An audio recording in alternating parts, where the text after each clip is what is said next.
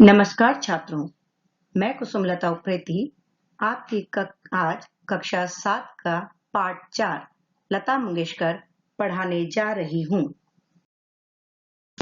लता मंगेशकर भारत की सम्मानित मशहूर पार्श्व गायिका हैं, जिनकी आवाज ने 6 दशकों से भी ज्यादा संगीत की दुनिया को शुरू से नवाजा है। भारत की स्वर कोकिला लता मंगेशकर ने 20 भाषाओं में हजारों गाने गाए हैं। उनकी आवाज सुनकर कभी किसी की आंखों में आंसू आए तो कभी सीमा पर खड़े जवानों को सहारा मिला। लता जी ने स्वयं को पूर्णतः संगीत को समर्पित कर रखा है। लता मंगेशकर जैसी शख्सियतें विरले ही जन्म लेती हैं। जीवन परिचय। लता दीनानाथ मंगेशकर का जन्म इंदौर, मध्य प्रदेश में 28 सितंबर 1929 को हुआ था। लता मंगेशकर का नाम विश्व के सबसे जाने माने लोगों में आता है। लता मंगेशकर के पिता दीनानाथ मंगेशकर एक कुशल रंगमंचीय गायक थे।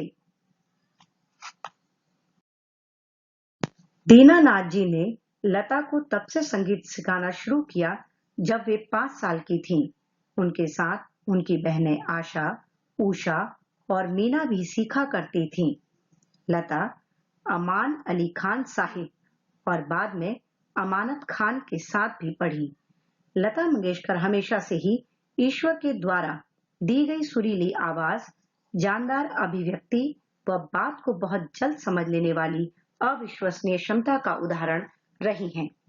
इन्हीं विशेषताओं के कारण उनकी इस प्रतिभा को बहुत जल्द ही पहचान मिल गई थी। 5 वर्ष की छोटी आयु में ही उनको पहली बार एक नाटक में अभिनय करने का अवसर मिला। शुरुआत अवश्य अभिनय से हुई, किंतु उनकी दिलचस्पी तो संगीत में ही थी। 1942 ईस्वी में हृदय गति के रुक जाने के कारण उनके पिता का देहांत हो गया। 13 वर्ष की अल्पायु में ही लता जी को परिवार की सारी जिम्मेदारियां अपने नाजुक कंधों पर उठानी पड़ी। अपने परिवार के भरण पोषण के लिए उन्होंने सन 1942 से 1948 के बीच हिंदी व मराठी में लगभग 8 फिल्मों में काम किया। इनमें से कुछ के नाम हैं झिमुकला संसार 1943, गजा भाऊ 1944, बड़ी माँ 1945, छत्रपति शिवाजी 1954 आदि। लेकिन उनकी मंजिल तो संगीत ही थी और उनके पार्श्व गायन की शुरुआत सन 1942 की मराठी फिल्म कीर्ति हसाल से हुई। दुर्भाग्यवश यह गीत काट दिया गया और फिल्म में शामिल नहीं हुआ। सफलता की राह कभी भी आसान नहीं होती है। लता जी को भी अपना स्थान बनाने में बहुत कठिनाइयों का सामना करना पड़ा। कई संगीतकारों ने तो उनको शुरू में पतली आवाज के कारण काम देने से साफ मना कर दिया था, लेकिन धीरे धीरे अपनी लगन और प्रतिभा के बल पर उनको काम मिलने लगा। संगीत में पहला कदम। 1942 में पहली बार पार्श्व गायन का अनुभव। 1943 में पहला हिंदी गाना। 1947 में हिंदी फिल्मों में पार्श्व गायन आपकी सेवा में के रूप में पहला गीत।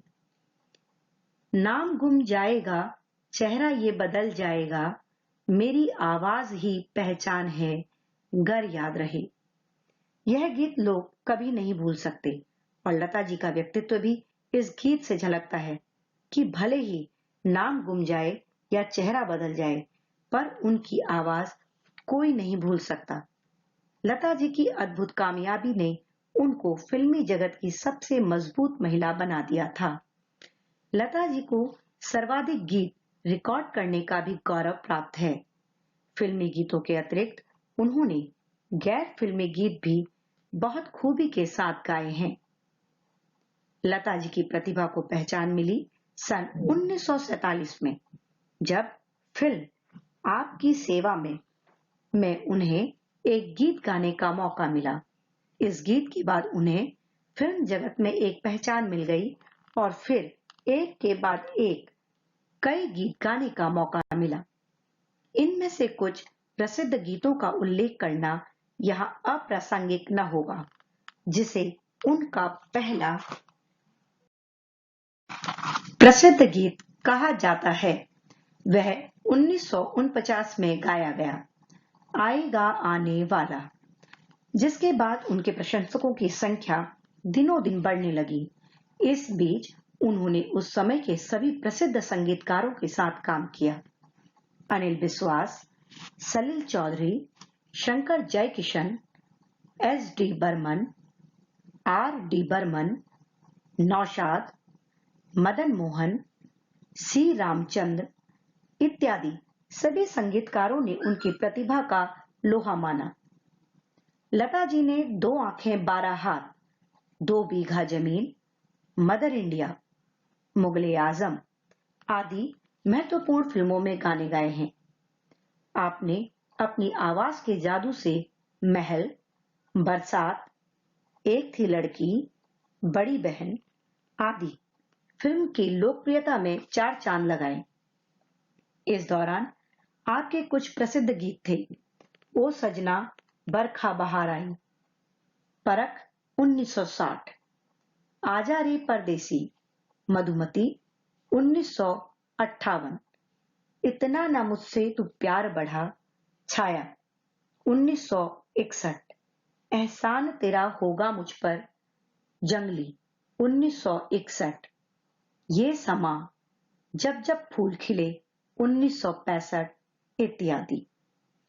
1962 के भारत चीन युद्ध के बाद शहीदों को श्रद्धांजलि देने के लिए एक कार्यक्रम का आयोजन किया गया था। इसमें तत्कालीन प्रधानमंत्री पंडित जवाहरलाल नेहरू जी की उपस्थित थे। इस समारोह में लता जी के द्वारा गाए गए गीत मेरे वतन के लोगों को सुनकर सब लोग भाव विभोर हो गए थे। पंडित नेहरू जी की आंखें भी भर आई थीं। ऐसा था उनका भावपूर्ण एवं मर्मस्पर्शी स्वर। आज भी जब देशभक्ति के गीतों की बात चलती है तो सबसे पहले इसी गीत का उदाहरण दिया जाता है।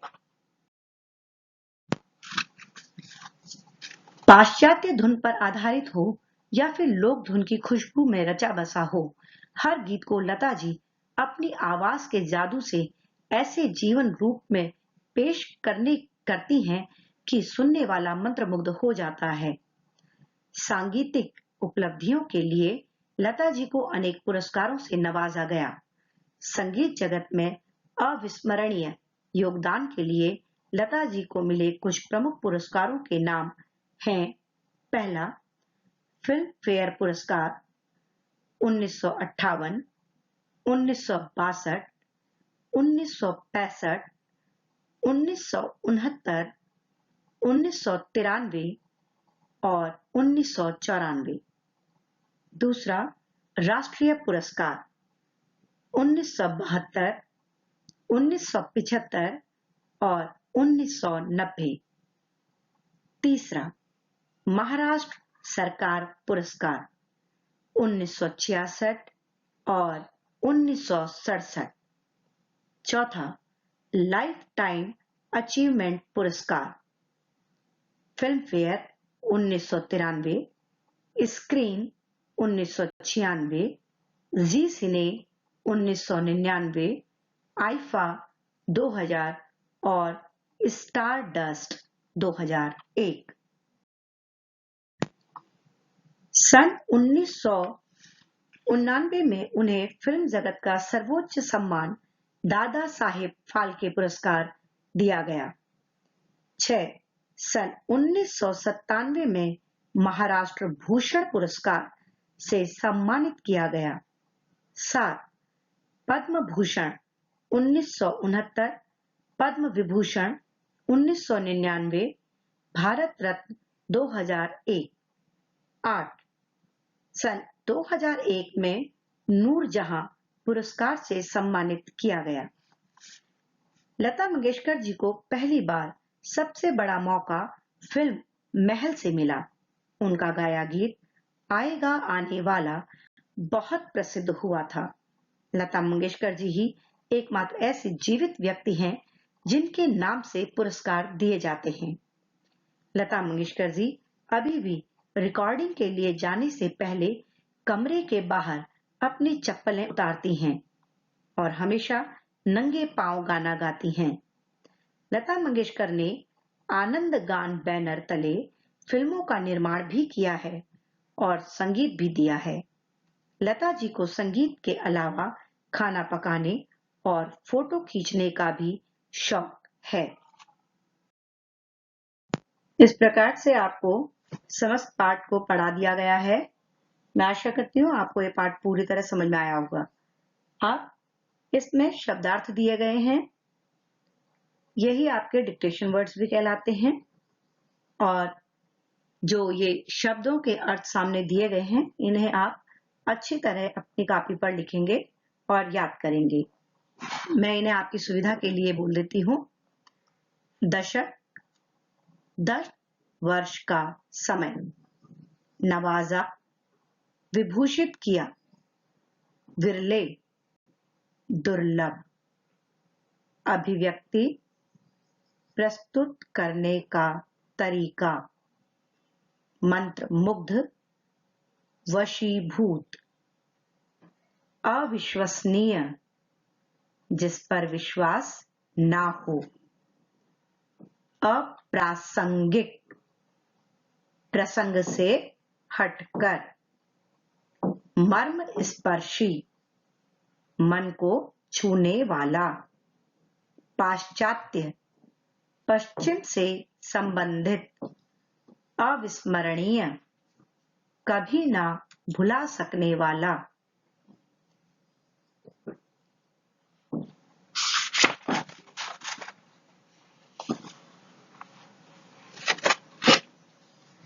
यहाँ पर आपको उच्चारण के लिए कुछ शब्द दिए गए हैं, आप इन्हें मेरे पीछे पीछे उच्चारित कीजिए। अभिव्यक्ति, मंत्र मुग्ध। अप्रासंगिक, मर्म स्पर्शी। अविस्मरणीय।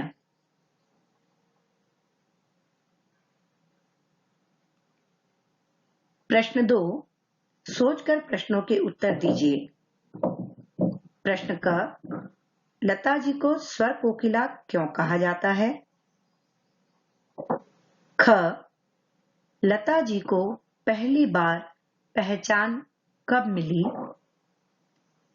ग, शहीदों के श्रद्धांजलि कार्यक्रम में पंडित नेहरू जी की आंखें क्यों भर आई थीं?